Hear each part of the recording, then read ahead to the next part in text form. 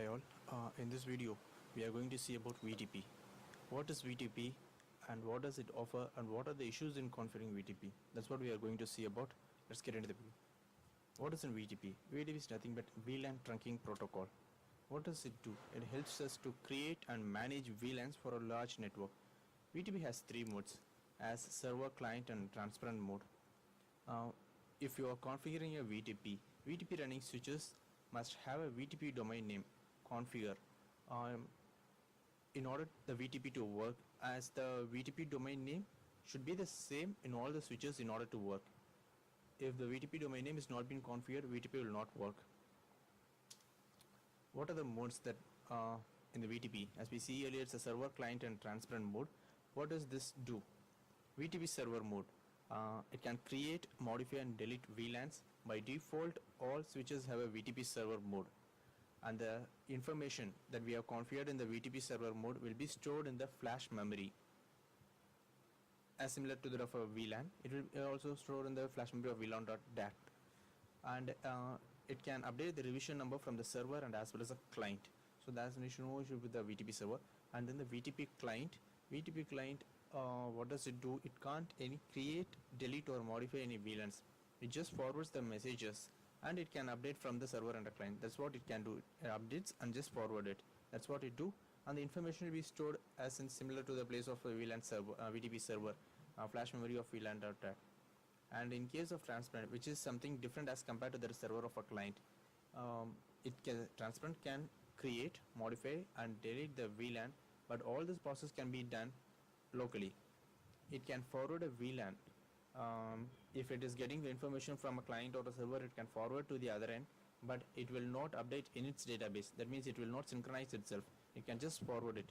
All the information that we are configuring in the transfer mode will be stored in the running configuration, while the VTP server and the VTP client will be stored in the flash memory, whereas the transparent will be stored in the running configuration.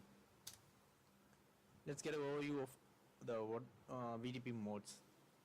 If you just look at it, VTP server can create, modify and delete the VLANs. VTP client, it can't. While the transparent mode, it can do it, but it will be done only on its particular VTP transparent switches. That is in that switch only.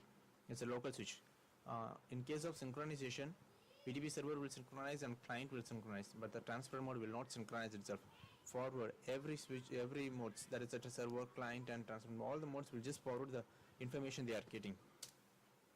What is the major drawback of VTP is that in your network environment, if you just remove any switch, consider to be you are removing a client switch, just removing the switch and you are just configuring it as a VTP server mode and just adding some other VLANs and removing some other VLANs.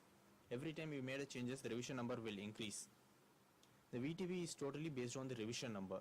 Higher the revision number, it will accept it. So whenever you make a changes in the VTP, what happens is that the revision number will increase. Even if you add or delete or do any changes, automatically the revision number will increase. And again, once your configuration is done, everything that happens when you again changes the server mode to a client mode, what happens is that your client revision number, since it increases, the server will look into it. Oh, the client is having a higher revision number than us, so we didn't update ourselves. So what does it do? It just gets the information from the client and it updates its database. So what the server does, if we have deleted all the VLANs in the client, means the server updates with the higher revision number. Since the client doesn't have any VLANs in it, so the server also doesn't have any VLAN. It's synchronized with the information that is having no information in the client, so server also doesn't have any information, so everything will be gone. So what happens? Everything will be gone. There is no network will work at all. This is the major drawback of VTP, but we should be careful while configuring or doing changes with that of VTP environment. But this can be avoided. This can be somewhat managed. How, in the sense, the revision number should be revised. The entire process changing is based on the revision number.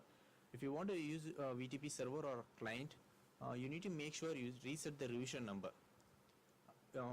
Everything you need to change the revision. But if you want to change the revision number, there are two ways. One, you need to reset your domain name.